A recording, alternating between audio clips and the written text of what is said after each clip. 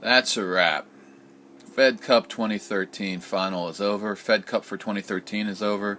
The Italians have done it once again. Their fourth Fed Cup title, their first since 2010. The Czechs had it the last 2 years. Looked like they could be going for a third this year. A little bit under the weather off and on throughout the year with Kvitova and Safarova. Plus, the Italians were on their home court clay up in northern Italy to start the year. Then against the Czechs, they were down in Palermo, Sicily. And then they jumped into the Mediterranean for the final. Almost my surname, Pagliari here. Same name, just a different first letter, C instead of P. In Cagliari, Sardinia, southern coast, almost in the water. And it really played almost that slow. The last day today was sunny more. I mean, it was a little bit faster. But it really wasn't too, it was pretty slow, really slow climate conditions. November, you have your sun, but there's a lot of humidity in that region. Same as it is like in Palermo. It kind of piles up into the mountains, moisture dump. The U.S. Open ball, the Wilson U.S. Open regular duty, even though it's regular duty, it really still holds onto the clay. And in more wet weather, damp weather, it can get very slow and heavy. So it's not the fast, speedy ball you might think of for the hardcourt U.S. Open in New York City. So it's a slow, heavy ball for the clay. The actual Italian clay is slippery quick, always is, because it has a lot of sand in it. It's basically what it is, and usually it's a pretty hard base underneath. They compact it pretty well.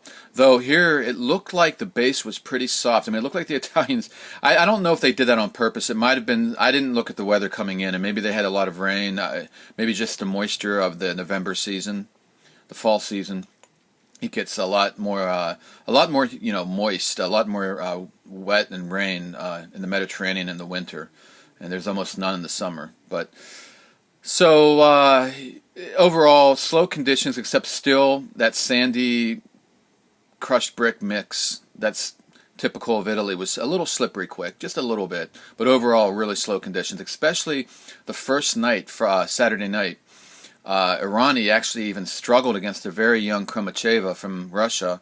She was a former #1 junior, was completely overwhelmed in the first set, but Errani slowed down, and the second actually went down a break, got the break back, and then wrapped up the match and gave Italy a 2-zip lead. But even Errani said it was awfully slow at night. In the day, it was a little fast, but it actually looked a little bit faster today. Saturday, the first match, it was still pretty darn slow looking to me through the air anyway. But then some of the slippery quickness of the sandy crushed brick top dressing helped Panova, big Panova, with her serving and her power shots. Vinci was struggling with a neck injury, then later cramps. She had medical timeouts more than once. But let's give some real big credit to Panova. She almost saved this from being the dud that it was. I talked about that in my preview. I don't know whether we blame the Russian players or we blame the Russian Tennis Federation or both. I don't know.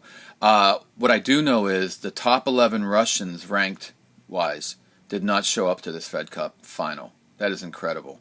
And they have a great history. They were the team of the decade in the 2000s.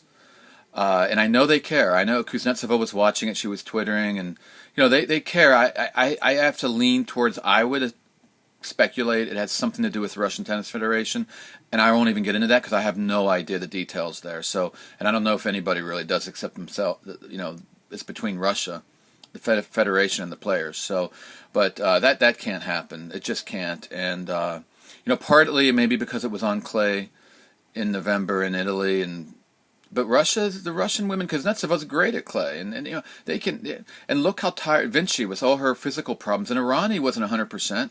Nobody is right now. I mean, they had a shot if you had Kuznetsova there and other top players. So they definitely would have had a shot.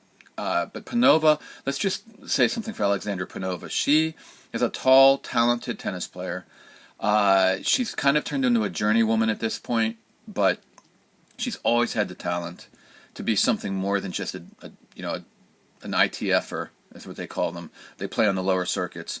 She has a talent to be at least in the top 50, top 40 even, outside chance of top 20. But I don't know about that, but she's a good talent. and just has had physical issues, and then issues just getting her game together. Of course, when you keep having physical issues, you never get a roll going, and that rhythm of playing week in, week out, and learning your game and what works for you, and in the middle of the competition, that's a very important thing. You can't keep missing time and expect that to work. So and she's never really lived up all the way to her talent yet, but she's had some great matches in the past, and this is one of them. Even though Vinci wasn't 100%, Panova did a great job. Now, the pressure of her first Fed Cup, coming in a Fed Cup final, well, she wasn't making first serves. And a real nice interview by Craig Gabriel after with Panova was very frank and honest. And Panova, but he said to her, you were he didn't say this, but okay, let's just say she was tightening up at the end of, she had match points in the second set.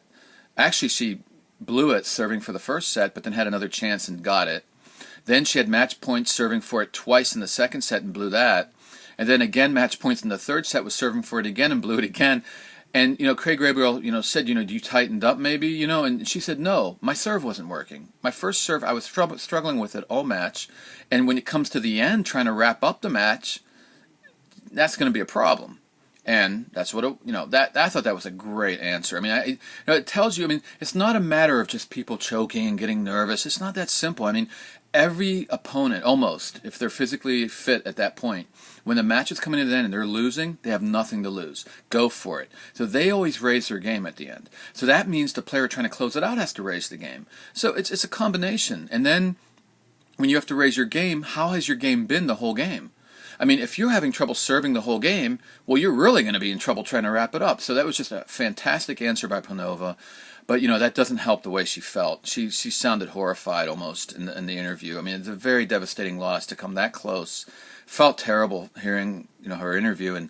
But she should be proud of her. I know it wasn't a win, but my God, I mean, she turned that match. That was one for the ages. And almost one of the biggest upsets ever. And I thought she could come back today, and maybe because Errani was admittedly retiring at the end of her match on Saturday, and I thought maybe Panova would give her a run for the money. And if Panova upset Errani, now we have an injured Vinci who may not even be able to go, but there's Panetta there waiting, But probably Kromacheva's too young to pull that upset, but you just never know in these things. And then doubles, tired Errani, Vinci's hurt. I mean, you just never know. I mean, it would have been the upset of all time in any sporting event ever, maybe. And that's what I was saying before it started. But Panova had really won me over, but as it was, she didn't even play. She didn't even answer the bell, and, physically, mentally, in a way, it might have been a good choice by the captain, because if you think about it, let's say she loses another heartbreaker, or she just gets blown out because she's exhausted mentally and physically. That isn't going to be good for her mentally and with her confidence going to the future for future Fed Cups. So don't throw her to the wolves. And maybe the captain, I don't know if Panova said she didn't want to do it or he decided or how it worked, but it might, look, unless the upset would have been really, she could have done it, but then we needed Kromacheva to upset Panetta maybe. I mean, such a small chance, and there was a big chance that Panova just gets devastated. Let her feel good about that. She will feel good later that she really gave it to Vinci and almost pulled that out. This will be good for future Fed Cups in her future anyway. So maybe a smart move. They put Klybunova in. She was ready. She's not ready for this yet. She's getting her way back, but it's just great to see her back. But no way. And Errani, second day, it was in the daytime. It wasn't night like Saturday night. She had a nice rest, I guess, and she looked even better and just excited and ready to go. And last match of the year for her, so give it your all. And Klybo wasn't ready for this, so that was the end. So it was kind of a travesty after all. The travesty is at the fact that these Russian women didn't show up for whatever the reasons were. But Panova turned it from a travesty into a real competitive barn burner, at least the first tie. And Kromacheva fought hard the second set against Errani, so it wasn't as bad as it looked like it could have been. But in the end, it's the Italians' time. I mean, they won in 09 and 10. They gave a good fight in 11 and 12, and now they've won again. A lot of it depends on them. Are they going to be at home on their clay surface? That's a lot of it next year. So I will have some previews for the upcoming Fed Cup 2014, and I'll do that later this week. And we will see. Will Italy? Well, we're only going to know about their first match. I think they're playing the United States again, like they did this year. But is it in the U.S. or is it in Italy? Stay tuned.